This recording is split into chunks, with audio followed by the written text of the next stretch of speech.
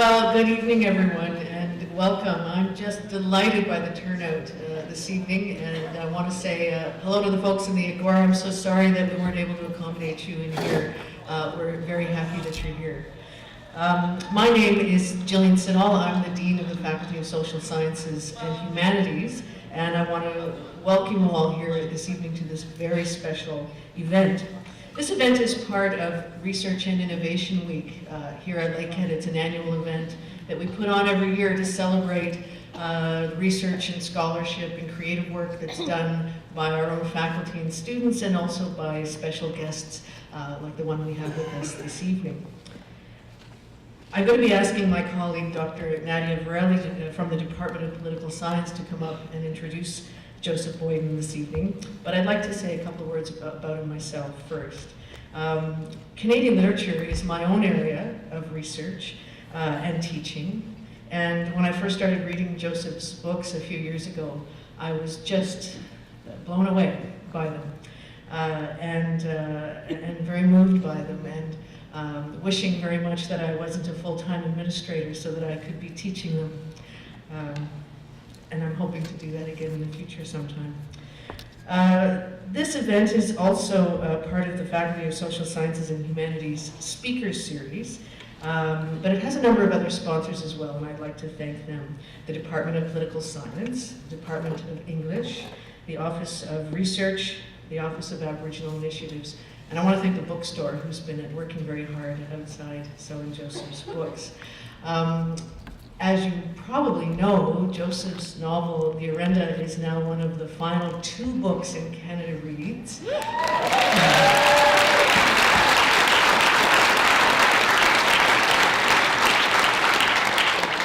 And I was on the CBC website today and checking out the poll there where you can vote, which you should do. His novel is way ahead of the other one in the popular vote. You know, with all respect to the other author, I'm totally rooting for Joseph on this one. Couple of things. First of all, did everybody get to fill in one of the ballots with your name and your email address? Did anybody not get to do that who wanted to do that? Okay, there are a couple of hands. We have students who are going to come around and give you one, and then you can fill it in and put it in that jar. And after the question and answer period, we're going to draw one of the names from that jar, and the winner of that draw will receive all 4 of Joseph's works of fiction signed by Joseph. So that's a real treat.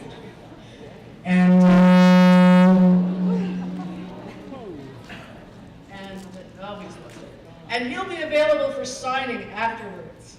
Okay, I'm going to pass it over to Nadia, who has her own microphone.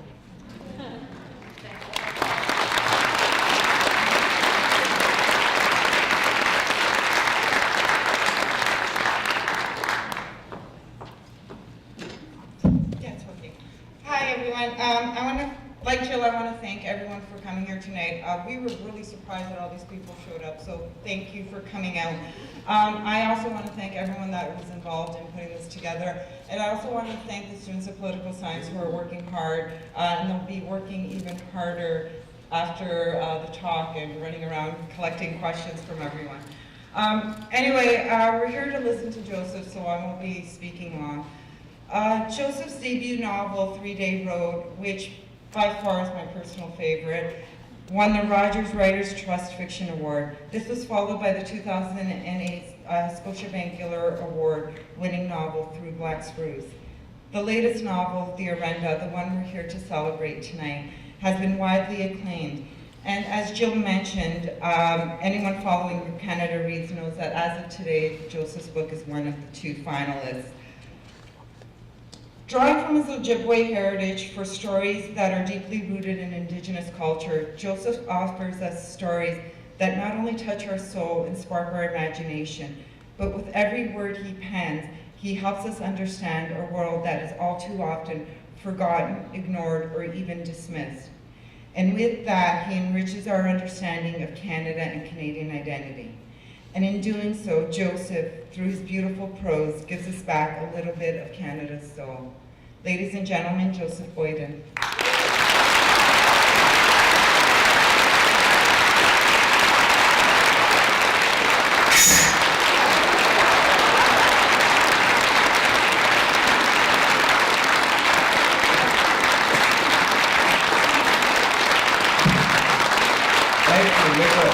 Wow.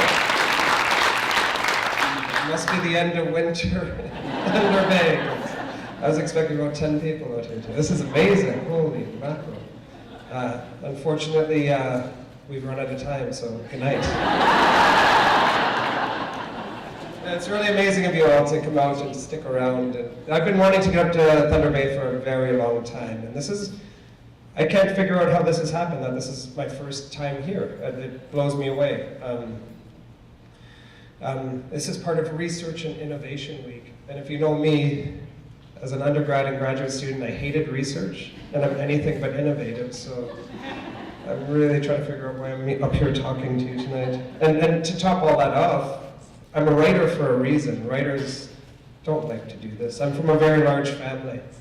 I'm one of 11 children, and whenever I'm standing up in front of a crowd like this, there's only one reason you ever have to do that when you're from a big family. It's because you've done something wrong. And so I'm feeling guilty right off the bat here. I left just the other day on Mardi Gras Day. It was Mardi Gras in New Orleans, where I live much of the year, and flew up here. And so I wanted to give a big shout out to Professor Nadja Varelli, who's really done a lot of work to get me up here. My schedule has been super, super, super hectic. I knew I arrived though at Lakehead University when I pull into the campus parking lot, and there's actually places you can plug your car in. I have to explain, my southern friends do not get this at all. And so it was amazing. And Nadia picked me up at the airport, and she opens the trunk, and of course there's the shovel in the trunk. And, if you're from the south, it makes no sense. But I am a northern boy, ultimately, mid central Ontario, not this far north. But the north is my passion and the place I love. You might notice my t-shirt tonight. Hashtag Team Orenda. My publisher put these together. And they ask writers, are you stressed out? Does this stress you out? And hell yes. This has been the craziest week of my life, having to listen to other people pull me apart, and Wob Canoe doing the most fantastic job. I warned the other, when it was announced what the 5 novels were going to be and who the 5 defenders were going to be, and I found out it was Wob Canoe. I was like, hell yes, this is good. And then just the way he is able to just speak so amazingly. He's a very special person, but it's stressful, so tomorrow we're going to find out. And it's not all, I was under the understanding, the impression that this was all pre-recorded. But it's not. So tomorrow live, we're going to find out if it's Robbie Hodge, who's a good friend of mine, or the Orenda. So I wouldn't get much sleep tonight. Again, this is amazing to be invited by Lakehead University to be here finally. I'm always willing to come back. It's been a particularly stressful and hectic time in my life, in a good way. When my novel's been successful, and so it's kept me very, very busy. I'm also actually writing a television show for CBC now. We're in development. I'm really excited about it. So that's kept me very busy too, and hopefully it'll see the light of day. It's about a northern community, a mixed blood community, inspired much by my love of a place called Moosonee, a place that I lived in and still go to all the time, and a particular family up there, an OG Cree family. So we'll see how that goes. But tonight I'm just going to speak a few minutes about who I am, where I come from, why I'm here. And then the heavy lifting of talking about something as heavy as race relations in Canada, which I don't necessarily want to have to just stand up here and try to divulge on my own. I'm going to sit with Nadja and have a conversation about the novel and about how race relations, and then we'll open up into conversation. But I came up here because of something that I've helped start with some friends. It's called Camp Onakawana, and it's a camp south of Moosonee, about 100 kilometers north of Cochrane, about 250 kilometers, 200 kilometers. It's mile 131, whatever that is in kilometers, on the Polar Bear Express, if you've ever taken that train up. And Camp Onakawana is a camp for Aboriginal and non-Aboriginal youth. My dear, dear friend William Tozer and his wife Pamela Tozer. William is actually the inspiration for Will Bird in my novel Through Black Spruce, if William's life had gone a very different way. William and Pamela have been fighting, they're Moose Cree people who've been fighting hard for their youth for all of their lives, and it's tough up in James Bay at times. It's a beautiful place, but it's very tough at times. And I used to live there, and I return every season. I go back to James Bay, and over the last number of years, I've had many friends who have lost their children to suicide. And it's devastated the communities, it devastates me. It resonates very strongly with me. And so what we've done is, William and Pamela have this camp, on their traditional land, where they bring youth out from as high north as Pewanik, all the way down to Toronto, and they bring Aboriginal, non-Aboriginal youth together in order to learn from each other, but also to learn about the land, to learn if they want to learn traditional skills such as trapping, hunting, fishing. They're more than welcome to.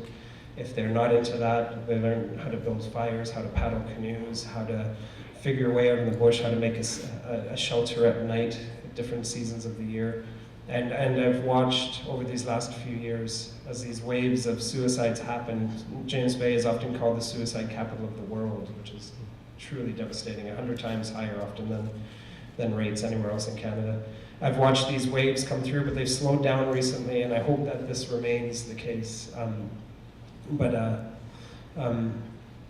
We've really kind of put everything we have into this camp with some wonderful donors and some wonderful people, and built the camp bigger, and are creating things like obstacle courses for the kids, and all kinds of really amazing stuff in the bush. And I watch how these young children, or these youth, these teenagers as well, will come up, and they're all like, oh, what do you mean there's no internet? What do you mean there's no TV? No cell phones. There's not really any cell phones in this city anyways, but you watch them over the course of a few days just find a kind of balance again, and leave with a step that is amazing, and something in them, something is triggered. I call it the pestilence of 100 years of residential school. We push that away and allow them to regain a kind of a sense of where they come from, and it's amazing to watch. And this is what we're fighting for really hard with this camp, and this is a camp idea that we want to see travel across Canada, and this is our hope. And so I came up here tonight to Lakehead. Lakehead, very, very wonderful donation to Camp Onakwana, and so I want to thank you for that. And this is it's all about the youth at this point in my life. It's all about fighting for it. And I say this because I myself am somebody who I'm not afraid to talk about it anymore. At the age of 16, I very seriously attempted to take my own life by jumping in front of a moving car. And so I know the pain of isolation. I understand the pain of feeling like you don't understand where you belong, and that you are there's nothing for you. And so this is what I'm fighting really hard for. And so this is, tonight, this is why I've come up and to talk most about that. The Orenda is a wonderful thing, and it's its own entity now, and it's its own novel out in the world. But I do all of this for the youth. Speaking of that, I'm one of 11 children. I'm a mixed blood family. I'm from Ojibwe, Irish and Scottish heritage, raised very suburban Toronto. In a strange way, though, not a typical suburban upbringing. We spent any of our time when we weren't in school on Georgian Bay and the southern reaches of Georgian Bay. And that's really, if you want to talk about the Orenda, that's where this novel, the germs of this novel began when I was just a child, living and spending so much time on Christian Island and Gahawindo. And Beausoleil Island and that area, the beautiful area of Georgian Bay, and knowing all about the history, of the Huron, and knowing about Saint Marie among the Hurons, and in the 1600s something traumatic happened to a people, and things changed, and I was educated by Jesuits. I went to a high school called Brébeuf High School. Jean de Brébeuf is the inspiration for Christophe. He's not based on Christophe, but he's certainly the inspiration for my character Christophe in the Orenda. And so I knew I knew the Jesuit side of things. This idea that the Jesuits came to this dark land in order to bring light to the sauvage, to the savages, and I knew that side of things. But I was like, is my mom's side of the family, we're savages? We can act savagely when we're, but I never was able to tie the two things together in any real way until I got into more of my teen and adult years. And I think a big part of my troubles, as I call it, as a young person, as a teenager, was not really understanding my connection to where I came from and who I am. And so this, what I'm trying to say, I guess, is the Orenda is a novel that is my life's work. I've said in interviews, it's a part of my DNA. I feel like I've got a foot pretty firmly in each world, the Aboriginal world and the non-Aboriginal world, for lack of a better word. But I've been honored with a Anishinaabe name twice now, both of which suggest this idea of bridging. And I was told by someone named Basil Johnson, Basil Johnson is one of our great Anishinaabe elders who understands the importance of language and understands the pain of residential school. But Basil gave me an honorary name of Wase Ashkal in Anishinaabe that basically literally translates to a shining path or a shining bridge, but he said it's not, don't take it literally, this is basically your name is he who needs to enlighten others. I was like, really, Basil, couldn't you give me something like eagle or something kind of cool? Do I really have to go down and try to enlighten others? Like that's a pretty heavy responsibility. He looked at me and was like, yeah, it is. And thanks a lot, Basil. But and so and I've taken this very seriously, and this idea of trying to make this connection between Aboriginal and non-Aboriginal peoples in Canada. Much like Wab Canute, I'm amazed. I'd never gotten to meet him before Canada Reads. I obviously knew who he was in that, but as soon as he started speaking and spoke, we were talking from the same place, the same idea that how do we build bridges, how do we create conversation, dialogue, how do we bridge divides. Nadja and I will talk tonight a little bit about, in the Aboriginal community, that in some scholarly circles, the Orenda has caused a bit of a stir, which I think is a good thing, it's not a bad thing. But it certainly caused people to talk about who owns what and how you represent things and tropes and stereotypes and the rest of it. But listening to Wab over this course of this week in Canada Reads debates, it's been just amazing. Something particularly painful to watch today was both Stephen Lewis and Jonathan Bailey, the great Olympian. Both of them say, well, Wab, your explanation yesterday of the Orenda is much better than the book itself. I was like, fine, I'll take it. Just you better win, Wab. But it's a funny thing. But this novel, it's only come out in September, and it's about to come out in France and the United States and Turkey and a few other countries right away, so in March and April and May. But I'm amazed, like this crowd tonight, I can't believe, like, what? Why are you all here wanting to hear from me? It still kind of stuns me.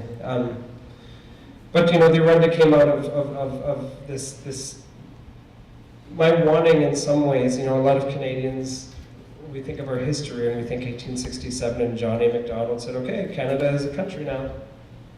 We just birthed the country out of nothing, This idea that Native people were just Indians hovering around a fire, squatting around a fire, waiting for civilization to discover them, kind of thing. And this was not the case. And this was what I really wanted to try to explore in this novel, was this idea that these are incredibly, incredibly complex societies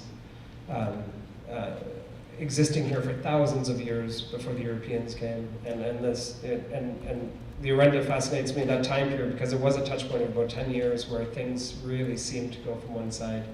You could see that sea change from an Aboriginal, indigenous communities to suddenly the Europeans got the foothold, and things changed very drastically through all kinds of reasons, purposefully and not, whether it was disease, warfare, etc. And it's not a blame game. I'm not one of those people. I could have very easily, there's 3 protagonists in the Orenda. There's Snowfalls, who's a young Haudenosaunee girl who's been violently kidnapped by a bird who is a Wendat warrior, a war bearer. And then there's Christophe, the Jesuit. It would have been very easy to paint Christophe as the bad guy in the black hat but I wasn't going to do that. And I got a little bit of stink that I didn't do that, but from a few people, but I'm not about to paint one side as good and one as evil. I really wanted to try to capture humanity in all its warts and beauty.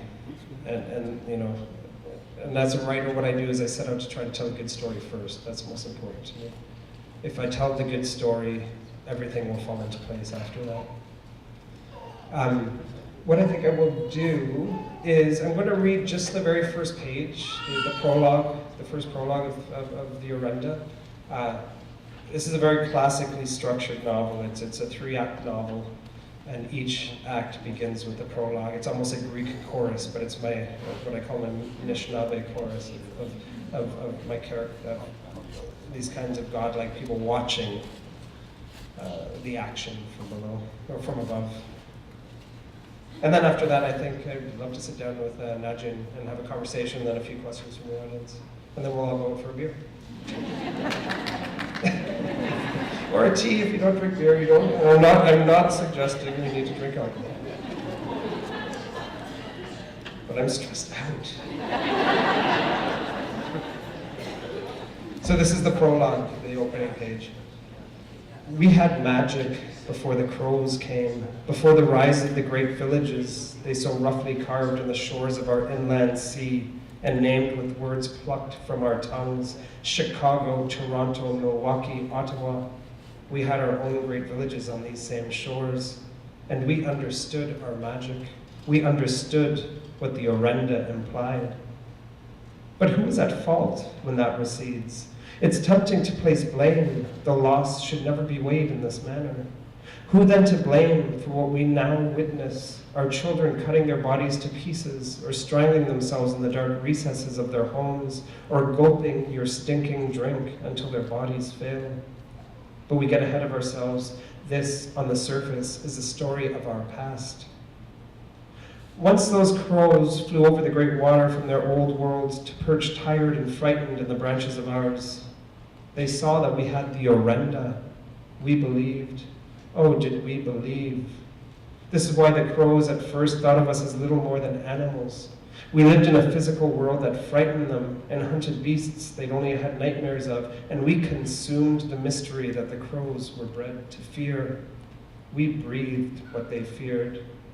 But they watched intently, as crows are prone to do. And when they cawed that our magic was unclean, we laughed, took a little offense, even killed a few of them and pulled their feathers for our hair. We lived on, but that word, unclean, that word somehow like an illness, like its own magic, it began to grow. Very few of us saw that coming, so maybe this is a story of those few. So I'll say miigwech, and then going to invite Natalie to join me on the stage, and we can have a bit more of a discussion of race relations in Canada. Or not. We could just talk about hockey or something. Miigwech.